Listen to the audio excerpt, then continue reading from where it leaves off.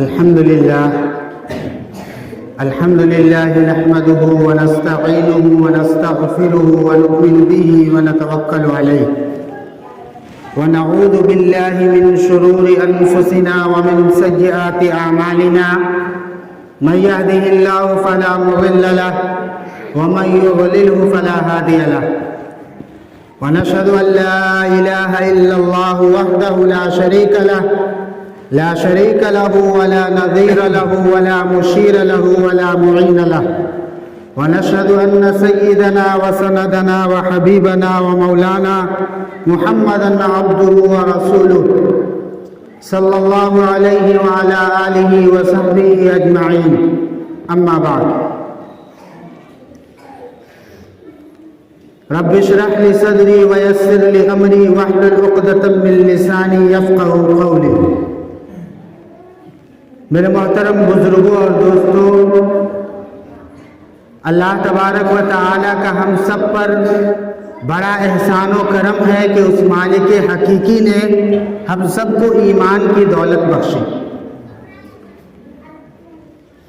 اور اللہ تبارک و تعالی نے ہم سب کو ایک اہم فریضہ یعنی نماز جمعہ کی ادائیگی کے لیے مسجد میں جمع فرمایا، اور تھوڑی دیر اللہ اس کے رسول کی باتوں کو سننے کا موقع عنایت فرمائے.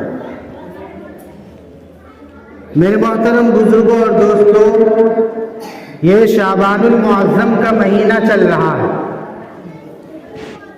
یہ شعبان المعظم کا مہینہ چل رہا ہے. اس مہینے کی بہت بڑی فضیلت جو ہے وہ احادیث کے اندر آئی. یہ شعبان المعظم کا مہینہ اپنی برکتوں، سعادتوں اور رحمتوں کے اعتبار سے یہ رمضان کا مقدمہ اور تمہید. یہ جو شعبان کا مہینہ چل رہا ہے نا، یہ رمضان المبارک کا جو مہینہ آ رہا ہے، اس مہینے کے لیے یہ بطور تمہید اور مقدمہ ہے. جیسے کہ سورج جب صبح کے وقت طلوع ہوتا ہے تو اس کی شعاعیں جو ہے وہ اس کی شعاعیں پہلے زمین پر پڑتی. سورج جب طلوع ہوتا ہے تو اس کی شعاعیں زمین پر پڑتی ہے اور پھر دھیرے دھیرے پوری دنیا کو منور کر دیتی. ٹھیک اسی طریقے سے شعبان المعظم کا مہینہ اپنی رحمتوں، برکتوں اور سعادتوں کو لے کر کے آتا ہے، اور رمضان المبارک تک وہ رحمتیں اور برکتیں اور سعادتیں جو ہے وہ عروج تک پہنچ جاتی ہیں. وہ عروج تک پہنچ جاتی ہے. تو شعبان المعظم کا مہینہ جو ہے یہ بہت قیمتی مہینہ اور بہت بابرکت مہینہ. لہذا اس مہینے کا اہتمام، اس مہینے کی قدر کرنی چاہیے.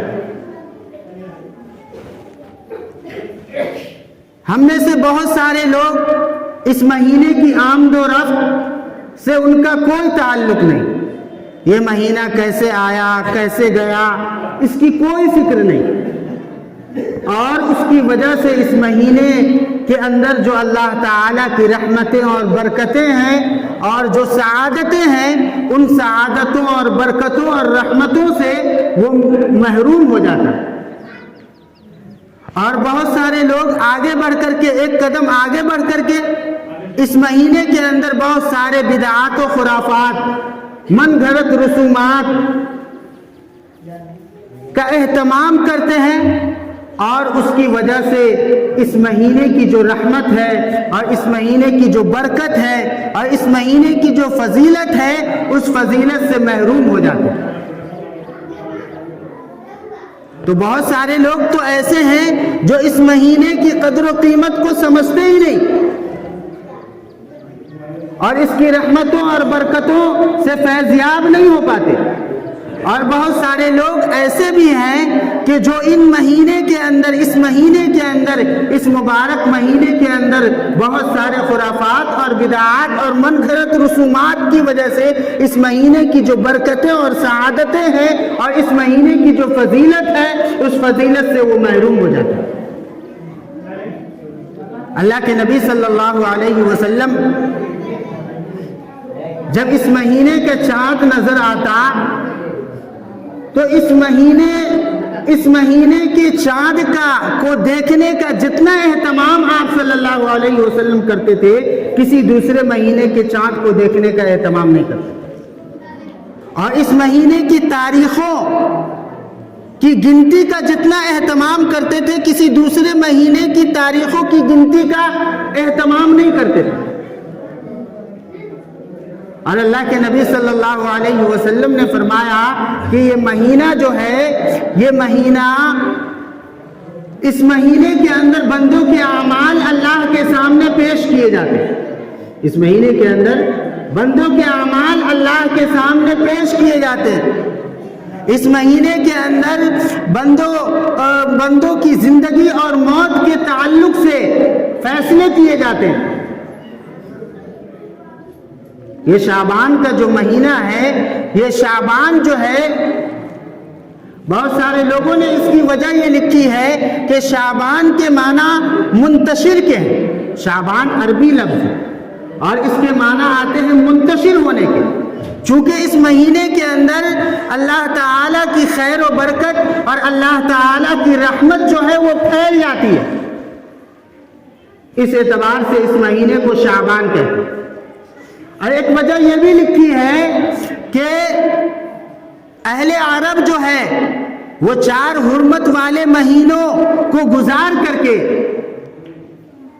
پوری دنیا کے اندر لوٹ مار کے لیے پھیل جاتے تھے۔ حرمت والے مہینے جو ہے وہ 4 ہیں، ذی قعدہ، ذی الحجہ، محرم اور رجب المرجب۔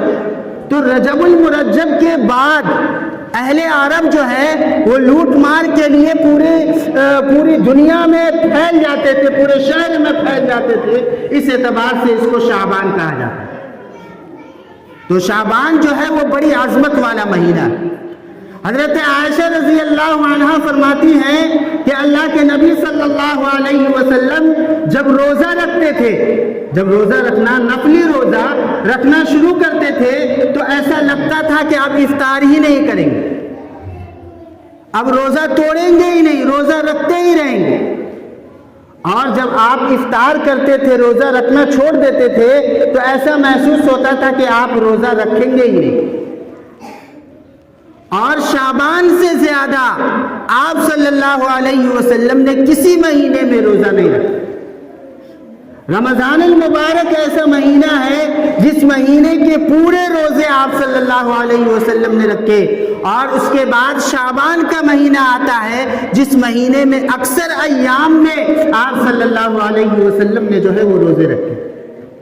شعبان کے آخری ایام میں اللہ کے نبی صلی اللہ علیہ وسلم نے روزہ رکھنے سے منع فرمایا تاکہ رمضان کے روزے کے لیے آدمی مستعد اور تیار ہو جائے، پوری بشاشت کے ساتھ اور پوری قوت کے ساتھ رمضان کا روزہ رکھ سکے۔ اس لیے شعبان کے آخری دنوں کے اندر اللہ کے نبی صلی اللہ علیہ وسلم نے روزہ رکھنے سے منع فرمایا، اور تاکہ رمضان المبارک کا روزہ جو ہے وہ ایک امتیازی شان جو رکھتا ہے، اس کی امتیازی شان جو ہے وہ باقی رہے۔ تو اس مہینے کے اندر، شعبان المعظم کے اندر، اللہ کے نبی صلی اللہ علیہ وسلم کثرت سے روزہ رکھا کرتے۔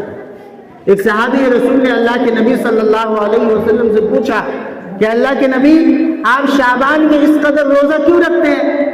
تو اللہ کے نبی صلی اللہ علیہ وسلم نے جواب دیا کہ بات دراصل یہ ہے کہ اس مہینے میں بندوں کے اعمال اللہ کے سامنے پیش ہوتے، بندوں کے جو اعمال ہیں، انسان نے جو عمل کیا ہے سال بھر کے اندر، جتنے اچھے عمل کیے ہیں، جتنے برے عمل کیے ہیں، وہ سارے اعمال اللہ کے حضور پیش کیے جاتے ہیں۔ اور میں یہ چاہتا ہوں کہ جب میرا عمل اللہ کے سامنے پیش ہو تو میں روزے کی حالت میں رہوں۔ میں روزے کی حالت میں رہوں۔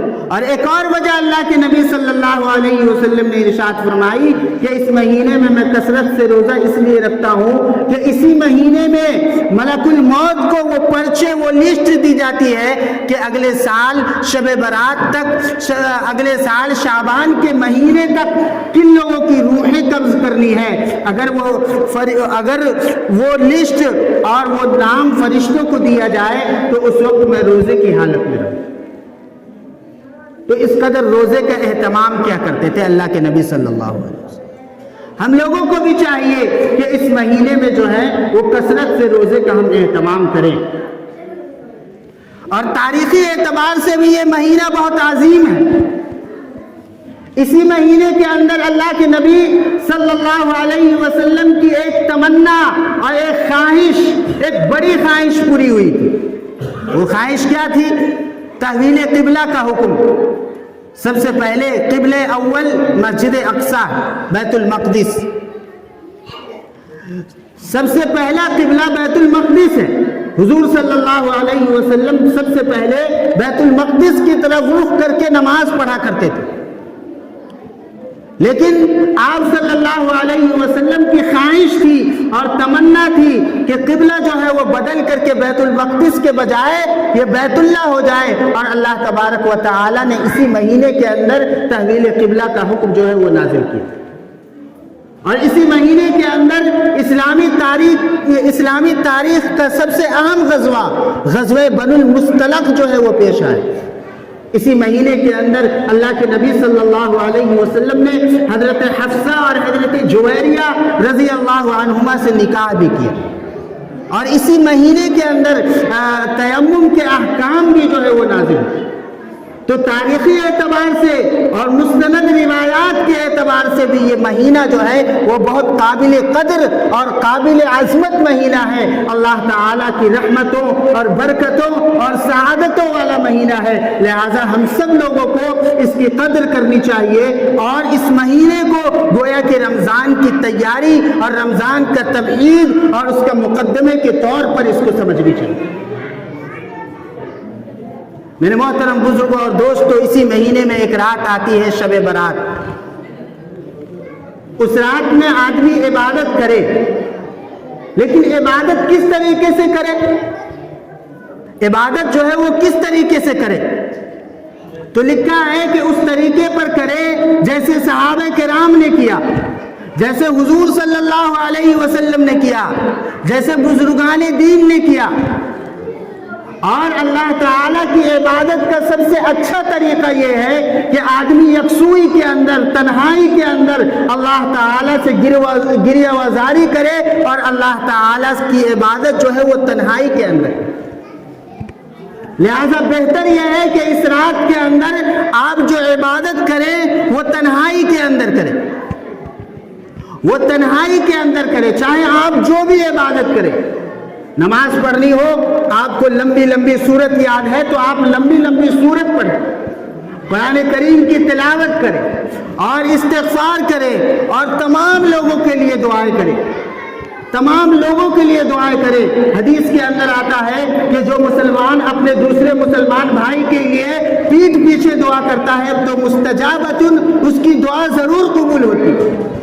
اور ایک ایمان والے کے سر کے پاس ایک فرشتہ مقرر ہے، جب وہ اپنے ایمان والے بھائی کے لیے دعا کرتا ہے، پیٹھ پیچھے دعا کرتا ہے، تو وہ فرشتہ آمین کہتا ہے اس دعا پر، اور یہ کہتا ہے کہ جو خیر و بھلائی تم نے اپنے بھائی کے لیے مانگی ہے وہ خیر و بھلائی اللہ تعالیٰ تمہیں بھی عطا فرمائے۔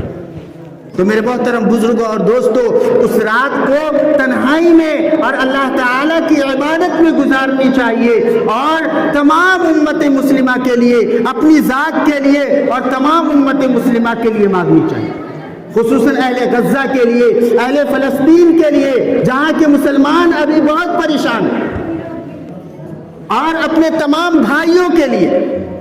اور اس رات میں اجتماعی کوئی شکل نہ بنائی جائے۔ میرے محترم بزرگوں اور دوستوں، ایک اور بات کی طرف اشارہ کر دوں، اس ماہ مبارک کے اندر صحابہ کرام کثرت سے قرآن کریم کی تلاوت کرتے تھے، یہ بات تو کتابوں میں ملتی ہے کہ صحابہ کرام اس مہینہ، یہ مہینہ جب شروع ہوتا تھا تو تلاوت میں اضافہ کر دیتے تھے، کثرت سے تلاوت کرتے تھے. لیکن اجتماعی قرآن خوانی جو ہم لوگ کر رہے ہیں اور کروا رہے ہیں، اس کا کوئی ثبوت نہیں ہے کتابوں کے اندر. فقہاء نے اس کو ناجائز اور حرام قرار دیا. بہت سارے لوگ ہیں جن کے گھر قرآن خوانی نہیں ہوتی، بہت سارے لوگ ہیں جن کے گھر قرآن خوانی نہیں ہوتی، تو قرآن خوانی کو فقہاء نے جائز ہی نہیں قرار دیا. اجتماعی قرآن خوانی کو فقہاء نے جائز قرار نہیں دیا ہے. میرے محترم بزرگوں اور دوستو، آپ خود سے قرآن کریم کی تلاوت کریں، تھوڑا کریں. اللہ تعالیٰ کو زیادہ عمل پسندیدہ نہیں. یہ نہیں کہ آپ کیا کہتے ہیں کہ پورا قرآن ہی پڑھ ڈالیں. اللہ کو یہ پسند نہیں. اللہ کو یہ پسند ہے کہ آپ سورہ اخلاص ہی پڑھیں، آپ سورہ ناس ہی پڑھیں، لیکن اخلاص کے ساتھ پڑھیں اور اللہ تعالیٰ کو راضی اور خوش کرنے کے لیے پڑھیں اور اپنے مردے کو ایصال ثواب پہنچانے کے لیے پڑھیں. تو اللہ تعالیٰ کو کثرت مطلوب نہیں. ہم یہ سمجھتے ہیں کہ ہم بچوں کو بلا لیں گے اور ایک ساتھ پورا قرآن مجید جو ہے وہ ختم ہو جائے گا اور بہت سارا ثواب جو ہے وہ ہمارے مردوں کو پہنچ جائے گا. میرے محترم بزرگوں اور دوستو، جس اخلاص کے ساتھ اور جس دل کی کیفیت کے ساتھ آپ اپنے مردوں کے لیے قرآن کریم پڑھیں گے، آپ اپنے مردوں کے لیے دعائیں کریں گے، وہ دوسرا شخص جو ہے کبھی بھی اس اخلاص اور کے ساتھ دعائیں نہیں کر سکتا. لہذا ضرورت اس بات کی ہے کہ ہم خود قرآن کریم کا اہتمام کریں اور قرآن کریم کو پڑھیں، اور قرآن کریم اگر پڑھنا نہیں جانتے ہیں تو ہم اس کو سیکھیں. اور حدیث کے اندر یہ بھی آتا ہے کہ اس رات کے اندر بنو کلب کی بکریوں کے بال کے برابر لوگوں کی مغفرت کی جاتی ہے. ایک قبیلہ تھا، قبیلہ کلب، اس کے اندر بہت زیادہ بکریاں تھیں اور ان بکریوں کے بال بھی بہت زیادہ تھے، اور تمام قبیلہ کلب کی بکریوں کے مانند جو ہے وہ لوگوں کی مغفرت ہوتی ہے، یعنی بہت زیادہ مغفرت ہوتی ہے. لیکن دو شخص ایسے ہیں کہ جس کی مغفرت نہیں ہوتی. دو شخص ایسے ہیں کہ جس کی مغفرت نہیں ہوتی اس عظیم رات کے اندر. ایک شخص کینہ رکھنے والا، جو دل کے اندر کینہ رکھتا ہو. کینہ کا مطلب کیا ہے؟ کینہ کا مطلب یہ ہے دوسروں کی بدخواہی، دوسروں کے بارے میں برا سوچنا، دوسروں کو تکلیف پہنچانے کے بارے میں سوچنا، دوسروں کو یہ سوچنا کہ کس طریقے سے اس کو ذلیل کیا جائے، کس طریقے سے اس کو رسوا کیا جائے، کس طریقے سے وہ پریشان ہو، کس طریقے سے وہ ہلاک ہو، کس طریقے سے وہ برباد ہو. ایسا شخص جو سوچتا ہے، جو دل کے اندر کینہ رکھتا ہے، اس کینہ رکھنے والے کی بھی مغفرت نہیں ہے. میرے محترم بزرگ اور دوستو، اگر آپ کو کسی سے کوئی تکلیف پہنچی ہے تو آپ جا کر کے معاملے کو ختم کر لیں. بھائی مجھ سے تکلیف پہنچی ہے، آپ مجھے معاف کر دیں، بات ختم ہو گئی. دل میں کینہ رکھنے کی کوئی ضرورت نہیں. ایک صحابی رسول کے بارے میں لکھا ہے کہ اللہ کے نبی صلی اللہ علیہ وسلم وہ آ رہے تھے اور صحابہ کرام سے اللہ کے نبی صلی اللہ علیہ وسلم نے فرمایا کہ کیا تم لوگ ایک جنتی کو دیکھنا چاہتے ہو؟ ایک جنتی کو دیکھنا چاہتے ہو؟ صحابہ کرام نے عرض کیا کہ اللہ کے نبی جنتی کو کون نہیں دیکھنا چاہتا، بتائیے کون جنتی ہے. تو وہ صحابی رسول سامنے سے آ رہے تھے، جوتا ہاتھ میں لٹکائے ہوئے اور چہرے سے جو ہے وہ داڑھی، چہرے سے جو ہے وہ پانی ٹپک رہا تھا. بولے وہ جنتی. ایک صحابی رسول نے سوچا کہ آخر اس کا کیا عمل ہے، آخر کیا اس کا عمل ہے کہ اللہ کے نبی صلی اللہ علیہ وسلم نے اسے جنتی کہا. اس شخص نے اجنبی بن کر اس کے گھر مہمان ٹھہرے اور ایک دن یا 2 دن یا 3 دن جو ہے اس کے گھر مہمان رہے اور دیکھا کہ ان کا کوئی خاص عمل نہیں ہے، یہ صرف 5 وقت کی نماز پڑھتے ہیں اور اپنا کام کاج کرتے ہیں، کھیتوں میں جاتے ہیں اور اپنی ضرورت کو پوری کرتے ہیں اور اس کا کوئی خاص عمل نہیں. تو آخر میں اس صحابی رسول سے پوچھ لیا کہ کس وجہ سے اللہ کے نبی صلی اللہ علیہ وسلم نے آپ کو جنتی کہا. تو صحابی رسول نے کہا کہ میں جب میں سوتے وقت جاتا ہوں تو میں اپنے دل سے ساری چیزوں کو نکال دیتا ہوں. یعنی سارے لوگوں جن لوگوں نے مجھے تکلیفیں پہنچائی ہیں، جن لوگوں نے مجھے اذیت دی ہے اور جن لوگوں نے مجھے کسی قسم کی کوئی تکلیف پہنچائی ہے، میں سارے لوگوں کو معاف کر کے سوتا ہوں، میں دل کو بالکل صاف کر کے سوتا ہوں۔ تو میرے محترم بزرگوں اور دوستو، دل میں کینہ رکھنا یہ اچھی بات نہیں ہے، کینہ رکھنے والوں کی بھی اس رات میں مغفرت نہیں ہوتی۔ اور دوسرا وہ شخص جو ٹخنوں سے نیچے ازار پہنتا ہو، ٹخنوں سے نیچے پاجامہ یا لنگی پہنتا ہو، تکبر کی بنیاد پر، اللہ کے نبی اللہ تعالیٰ فرماتے ہیں کہ تکبر میری چادر ہے، جو شخص میری چادر میں آئے گا اور میری چادر کو کھینچے گا میں اس کی گردن کو توڑ دوں گا۔ تو تکبر کی بنیاد پر جو شخص ازار یا پاجامہ یا لنگی جو ہے وہ ٹخنوں کے نیچے سے پہنتا ہے، اللہ تعالیٰ اس رات میں بھی اس کی مغفرت نہیں فرماتے۔ البتہ اگر یہ لوگ بھی سچے دل کے ساتھ اس رات میں اپنے ان گناہوں سے بھی توبہ کر لے اور اللہ تعالیٰ سے معافی مانگ لے تو اس کی بھی مغفرت ہو جائے گی، تو اس کی بھی مغفرت ہو جائے گی۔ اللہ تعالیٰ ہم سب کو کہنے سننے سے زیادہ عمل کی توفیق عنایت فرمائے۔ جو لوگ سنت نہ پڑھے وہ سنتوں سے فارغ ہو جائے۔ وآخر دعوانا الحمدللہ۔